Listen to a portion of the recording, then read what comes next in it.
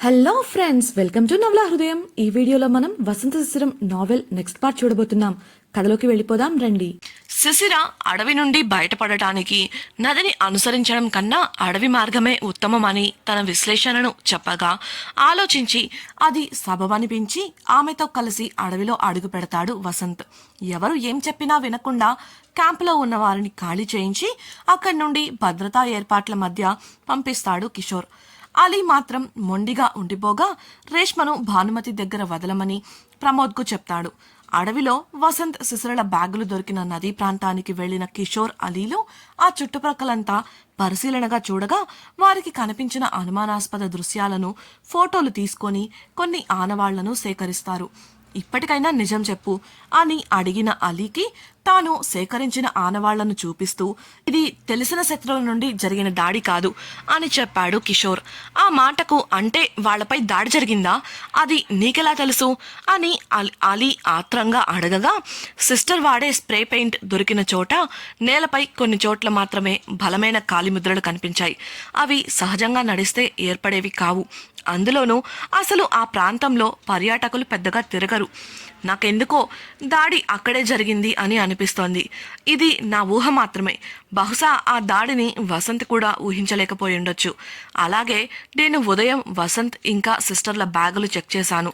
వాళ్ళు వాడుతున్న నీళ్ల బాటిల్స్లో ఇంకా మంచినీళ్లున్నాయి. అలాంటప్పుడు వాళ్ళు ఇక్కడికి రావాల్సిన అవసరం ఏముంది? ఒకవేళ వచ్చారు అనుకున్నా బురద వల్ల జారిపోయి మునిగిపోయేంత దయనీయ స్థితిలో వాడు లేడు. వాడు ఈత ఎలా కొడతాడో నీకు బాగా తెలుసు. ఒకేసారి ముగ్గురిని తనతో పాటు ఒడ్డుకు చేర్చగలడు. అలాంటి వాడు తనను తాను కాపాడుకుంటూ చాలా సులభంగానే సిస్టర్ని కూడా ఒడ్డుకు చేర్చగలడు.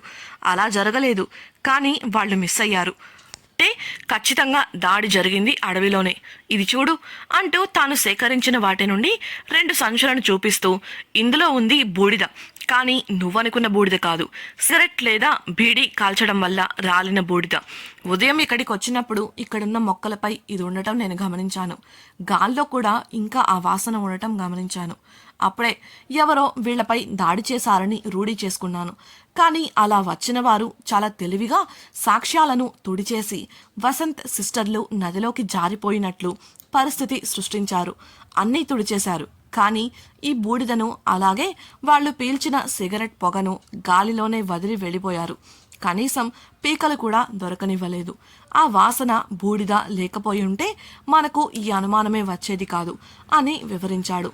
దేవుడా, నువ్వు చెప్తుంటే నాకు కూడా అలాగే అనిపిస్తుందిరా అని ఆశ్చర్యపోతూ అన్నాడు అలీ. ఇప్పుడు మనం ఆలోచించాల్సింది దీని గురించి కాదు. అసలు వాళ్ళు సిస్టర్ వసంతలను ఏం చేశారు, మన వాళ్ళు ఎక్కడున్నారు అని అనగా ఇద్దరు ఆలోచనలో పడ్డారు. ఇంతకీ నాకు ఒక విషయం చెప్పు, ఉదయం ఎందుకు నువ్వు ఇవన్నీ అందరి ముందు చెప్పలేదు అని అలీ అనుమానంగా అడగగా అది విని గాఢంగా నిట్టూర్చాడు కిషోర్. నిమిషం తర్వాత మాట్లాడుతూ ఇప్పుడు అది తప్ప నాకు మార్గం కనిపించలేదు. నాకు అన్నింటికన్నా ముందు వసంత్ అలాగే సిస్టర్ల భద్రత ముఖ్యం అనిపించింది. వాళ్లకు ఇలా జరిగిందని మీరు చెప్పగానే నేను మొత్తం ఇన్వెస్టిగేట్ చేశాను. ఇది తెలిసిన శత్రువులు చేయించింది కాదు. అలాగే వాసు వాళ్ళు ఇక్కడికి వచ్చే ఆలోచన వాళ్లకు ముందు నుండి లేదు. అప్పటికప్పుడు నిర్ణయం తీసుకున్నారు. కానీ ఇక్కడ వారు కనిపించకుండా పోయారంటే ఒకటి చేసిన వాళ్లకు వీళ్ళెవరో తెలియక డబ్బు కోసమో లేక ఇంకేదైనా పర్పస్ కోసమో చేసుండాలి. లేదంటే వసంత్ గురించి పూర్తిగా తెలిసి చేసుండాలి. తెలియక చేసిన వాళ్ళైతే వాళ్ల బ్యాగుల్ని ఇలా వదిలి వెళ్లాల్సిన పని లేదు. కానీ వదిలేశారు అంటే ఖచ్చితంగా వాళ్ల గురించి తెలిసే అంతా చేశారు. దాని అర్థం వారిని ఎవరో అనుసరిస్తూ ఉన్నారు. అలాగే వసంత్ శిశిరలు ప్రమాదవశాత్తు నదిలో పడిపోయినట్లు నిరూపించడానికి ప్రయత్నించారు. ఇవన్నీ నాకు ఇక్కడికి వచ్చాకే అర్థమయ్యాయి. ఇంత చేశారంటే తప్పకుండా ఎవరినైనా గమనించడానికి పెట్టుండొచ్చు. అందుకే ఉదయం నేను అలా చేశాను. కానీ నాకింకా ఒక విషయం స్పష్టం కాలేదు. అదేంటంటే ఇప్పుడు వాసు శిశిరలు ఎక్కడున్నారు అని చుట్టూ చూస్తూ తన వివరణ పూర్తి చేశాడు కిషోర్. అంతా విన్న అలీ ఎవరో గమనిస్తున్నారు అని బయటకు చెప్పలేదు. సరే, మరి మన వాళ్ళందరినీ వెళ్ళిపోమని ఎందుకు చెప్పావు? మమ్మల్ని అందరినీ పంపించేయాలని ఎందుకు హడావిడి చేశావు? వాళ్ళుంటే మనకు సహాయం దొరుకుతుంది కదా అని అడగగా కిషోర్ ప్రస్తుతం పరిస్థితిని పూర్తిగా తెలుసుకోకుండా ఎలా అందరినీ ప్రమాదంలో దించగలను? కనిపించిన శత్రువైతే నువ్వన్నట్లు అలాగే చేసేవాణ్ణి. కానీ ఇప్పుడు విషయం నాకే క్లారిటీ లేదు. అలాంటప్పుడు అలా ఎలా మిమ్మల్ని ఈ సమస్యల్లోకి తీసుకొస్తాను? నాకు ఆ క్లారిటీ లేకపోవడం వల్ల ఇక్కడ ఉన్న పరిస్థితుల్లో నేను ఎవరిని దేన్ని నమ్మలేకపోతున్నాను. అందుకే మన వాళ్లను ఇక్కడి నుంచి జాగ్రత్తగా పంపించేశాను. ఇప్పుడు కూడా నీకు ఈ విషయాలన్నీ చెప్పడానికి కారణం ఇప్పుడు మనల్ని ఇక్కడ గమనించడానికి ఎవరూ లేరని రూఢీ కావడమే. నేను ఎటువంటి రిస్క్ తీసుకోవడానికి సిద్ధంగా లేను. అసహనంగా చెప్తూ బాధగా కింద కూర్చుండిపోయాడు కిషోర్. అలీ అతడి పక్కనే కూర్చొని బాధగా, ఐఎమ్ సారీ రా, నేను అదేం పట్టకుండా నువ్వు మాకేం చెప్పట్లేదని కోపగించుకొని నిన్ను అనుమానించి అవమానించాను అని భావోద్వేగంగా చెప్తుంటే అతన్ని క్షణం పాటు చూసి వెంటనే వెటకారంగా, పోయి పని చూడుబే, ఇక్కడెవడు నువ్వన్న మాటలకు ఫీల్ అవ్వలా, అయినా నువ్వంటే ఎవడ్రా ఫీల్ అయ్యేది అని అలీ చెయ్యి విదిలించి లేచి నుంచున్నాడు. అలీ ఇక ఆ విషయం వదిలేస్తూ తను సేకరించిన కవర్లను చూపిస్తూ, ఇవేవైనా ఉపయోగపడతాయేమో చూడు, నేను వెళ్ళిన చోట్ల దొరికాయి, అలాగే ఈ ఫోటోలు చూడు అంటూ తన ఫోన్ను కిషోర్ చేతికి ఇచ్చాడు.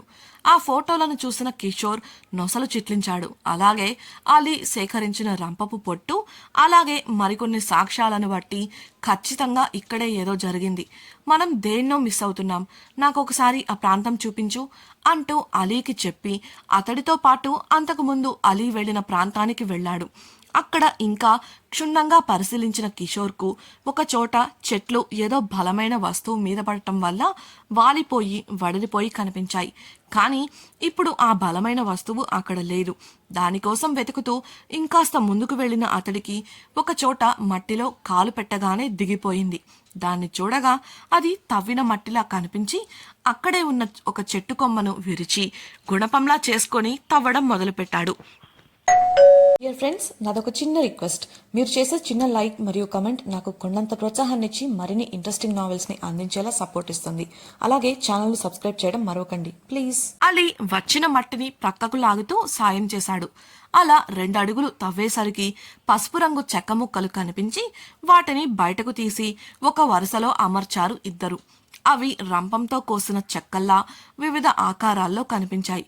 తర్వాత అలీ ఒక ముక్కను మరొక దాంతో వాటి ఆకారాలను బట్టి జత చేయాలనే ప్రయత్నించగా పావుగంటకు అది ఒకే చెట్టు కాండానికి సంబంధించిన లోపలి భాగం అని అర్థమైంది. అది చతురస్రాకారంలో కనిపించింది. అలాగే కాండం ఇంకా పచ్చిగానే ఉంది. అటువంటి నిర్మానుష్యమైన ప్రదేశంలో ఇలాంటి కాండపు ముక్కలను ఎందుకు పాతి ఉంటారో వారికి అర్థం కాలేదు. దాంతో ఆలోచిస్తూ ఉన్న కిషోర్ వాటిని ఫోటోలు తీసుకొని, రే అలీ, ఇక్కడ సిగ్నల్ దొరకడం లేదు, మనం ఆ నది ఒడ్డుకు వెళ్తే కానీ ఎవరికీ కాంటాక్ట్ చేయలేం, నాతో రా చెప్పేసి వేగంగా అటువైపు వెళ్ళిపోయాడు. అతడు అలా ఒడ్డుకు దగ్గరకు వెళ్లాడో లేదో అతని ఫోన్కు వెంటనే కొన్ని సందేశాలు వచ్చాయి. వాటిని తెరిచి చూసిన కిషోర్, హమ్మయ్యా ఆఖరికొచ్చేశారు అంటూ నిట్టూర్చగా, ఎవర్రా అని ప్రశ్నించాడు అలీ. కిషోర్ అందుకు, మన వాళ్లను వెతకడంలో సాయం చేయమని డేవిడ్ మనుషులను సాయం అడిగాను, వాళ్ళు ఏ క్షణమైనా ఇక్కడికి రావచ్చు అని కాస్త ఉత్సాహంగా చెప్పాడు. అదేంట్రా, పోలీసులకు అలాగే మీకు తెలిసిన పై అధికారులకు కలిస్తే వేగంగా అన్ని రకాలుగా సాయం చేస్తారు కదా అని అయోమయంగా అడిగిన అలీకి వసంత్ మిస్ అయ్యాడు అన్న వార్త డిపార్ట్మెంట్కు తెలిస్తే ఒకరి ద్వారా మరొకరికి తెలిసి మీడియాకు వెళ్లి అందరికీ తెలిసిపోతుంది. అది ఓవైపున వసంత్ వాళ్లకు ప్రమాదం.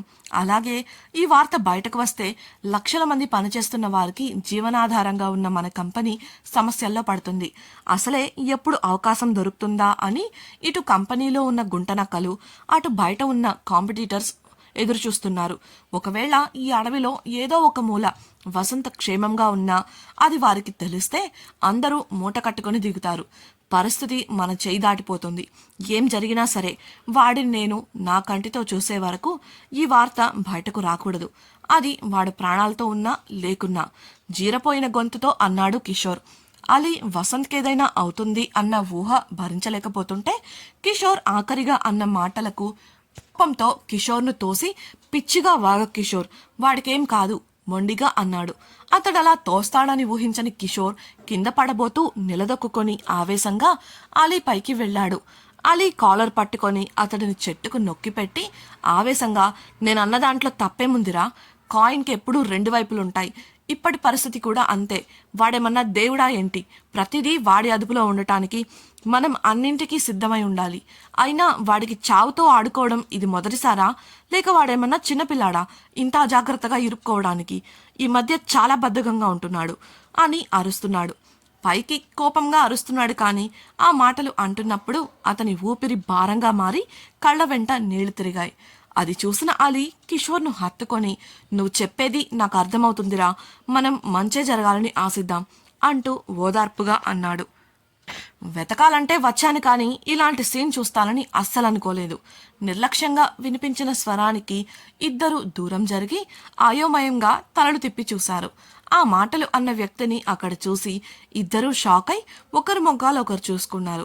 ఆ వ్యక్తి వారినే సూటిగా నిర్లక్ష్యంగా చూస్తుంటే ఆ వ్యక్తి పక్కన ఉన్న మరో వ్యక్తి, అన్నా మనం రాంగ్ టైంలో వచ్చినట్లున్నమే అని నవ్వాడు. అతని మాటకు వారి వెనుక ఉన్న మిగతా వారు కూడా నవ్వేయగా వారి వంక సీరియస్గా చూశాడు కిషోర్. కోపంగా, రాత్రణంగా చెప్తే మీరొచ్చేది ఇప్పుడా? ఆలస్యంగా వచ్చింది కాక వచ్చిన పని మొదలు పెట్టకుండా ఏంటి మీ పిచ్చి మాటలు? చెప్పి మీలో బాగా ఈత కొట్టేవాళ్ళెవరు అని ప్రశ్నించాడు కిషోర్.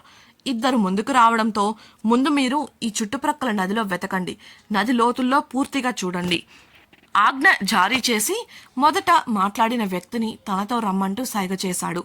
ఆ వ్యక్తి అలీ కిషోర్లతో వెళ్తుంటే ఈత వచ్చు అన్న ఇద్దరు అందుకు కావలసిన ఏర్పాట్లు చేస్తుంటే వారికి సాయం చేస్తూ అక్కడే నిలబడిపోయారు మిగతావారు. డేవిడ్ పంపించింది మరెవరినో కాదు, రుద్రను. కిషోర్ అతడికి పరిస్థితి వివరించి తాను అంతకుముందు సేకరించిన వివరాలను చెప్పాడు. వారు అతన్ని అలీ వెతికిన ప్రాంతానికి తీసుకెళ్లగా అతడు అక్కడ వారు చెప్పింది వింటూ ఆ చెక్క ముక్కలను చూశాడు. వీటిని ఇలా ఎందుకు నేలలో పాతారో తెలియడం లేదు. ఎలాగో జత చేసి చూస్తే ఇవన్నీ ఒకే చెట్టు కాండానికి సంబంధించినవి అని అర్థమైంది. నీకేమైనా ఐడియా ఉందా అని ప్రశ్నించాడు కిషోర్. అందుకు కొంత సమయం ఆలోచించి, రుద్ర, ఇది పాతకాలంలో అడవుల్లో ఉండే దొంగలు తాము దోచుకున్న సొత్తును నది ద్వారా రవాణా చేసే పద్ధతికి వాడతారు. ఇప్పుడు ఈ అడవిలో ఎవరైనా స్మగ్లింగ్ ముఠా ఉన్నారా? ఇలాంటివి వారే చేస్తుంటారు. ఇలా చెట్టు కాండాన్ని నరికి దుంగ మధ్యలో ఉన్న చెక్కను తీసేసి ఒక పెట్టెలా తయారు చేస్తారు. దానిలో సరుకులు వేసి నీళ్లలోకి వదులుతారు. రోడ్డు ద్వారా వెళ్తే తనిఖీలు జరుగుతాయని ఇలా వేస్తారు అని తనకు తెలిసింది వివరించాడు రుద్ర. ఆ మాటలు వింటున్న అలీ, అంటే వసంత్ వాళ్లను ఎవరైనా కిడ్నాప్ చేశారా? అంటే ఏ హ్యూమన్ ట్రాఫికింగ్ వాళ్ళో లేక వేరే ఏదైనా ఉద్దేశంతోనో మన వాళ్ళని కూడా ఇలాగే నీళ్లలోకి వదిలుంటారా అని అన్నాడు. అందుకు రుద్ర కిషోర్లు ఒకరి వంక మరొకరు అనుమానంగా చూసుకున్నారు. మరోవైపు అదే అడవిలో ముందుకు సాగుతున్నారు శిశిర, వసంతులు. అప్పటికే చాలాసేపు నడిచి అలసట కారణంగా వారిద్దరికీ ఒళ్లంతా చెమటలతో నిండిపోయింది. శిశిర ఇది తనకు పెద్ద లెక్క కాదు అన్నట్లు చాలా సునాయాసంగా ముందుకు కదులుతూ దారిలో తనకు ఏదైనా ఆసక్తిగా కనిపిస్తే సేకరిస్తూ ఉంది. అలాగే కనిపించిన చిన్న మొక్కల ఆకులను, కాయలను సేకరించి మూట కడుతోంది. అదేంటని ఆశ్చర్యంగా అడిగిన వసంత్కు, నేనిప్పుడు కోసిన ఆకులు, పండ్లు తినగలిగినవి. ఒకవేళ మనకు ముందు ముందు వెళ్లే దారిలో తిండి దొరక్కపోతే ఇవి ఉపయోగపడతాయి చెప్పి ముందుకు కదిలింది. ఇవి ఎడిబుల్ అని నీకెలా తెలుసు అని వసంత్ అనుమానంగా ప్రశ్నించగా, ఎన్నిసార్లు చెప్పాలి వాసుగారు, ఎన్సీసీలో ఉండగా నేర్చుకున్నాను విసుగ్గా బదులిచ్చింది ఆమె. ఎన్సీసీలో ఇవి కూడా నేర్పుతారని నాకేం తెలుసు వెటకారంగా అన్న వసంత్ను వెనక్కు తిరిగి చేతులు నడుం మీద పెట్టుకొని చురుగ్గా చూసింది ఆమె. ఎందుకలా చూస్తున్నావు అని అతడు అడగగా, ఎన్సీసీలో ఇవి నేర్పరు, కానీ క్యాంపుకు వెళ్ళినప్పుడు గిరిజనులతో కలిసి మాట్లాడి వారి జీవన శైలి గురించి తెలుసుకునేదాన్ని. అలా అడవిలో తప్పిపోతే ఎలా బ్రతకాలి అనే దానిపై వారిని అడిగినప్పుడు నాకు ఇలాంటి విషయాలు చెప్పారు వివరించింది సుశిర. చెప్పినట్లు ఆమె సేకరిస్తున్నవన్నీ తినడానికి ఉపయోగపడేవేనా లేక వేరేవి కూడా కలిసిపోయాయా? వాళ్ళు ఎప్పటికీ అడవి నుండి బయటపడతారు? కిషోర్ వాళ్ళు వసంత్ వాళ్లకు ఏం జరిగిందో కనిపెట్టగలరా? వసంత్ను కనిపెట్టడానికి డేవిడ్ ఎందుకు రాలేదు? శిశిర వాళ్ళు అడవిలో ఎదుర్కోబోయే ప్రమాదాలేంటి తెలుసుకోవాలనుకుంటున్నారా? అయితే ఛానల్ను సబ్స్క్రైబ్ చేసి వసంత శిశిరం రాబోయే ఎపిసోడ్స్ వినేయండి. మీకు ఈ నావెల్ నచ్చినట్లయితే వీడియోని లైక్ చేసి మీ సన్నిహితులతో షేర్ చేయండి. మీ అభిప్రాయాలను మాతో పంచుకోవడం కోసం కామెంట్ సెక్షన్లో తెలియజేయగలరు. ఇట్లు మీ నవలా హృదయం team. Thank you for listening.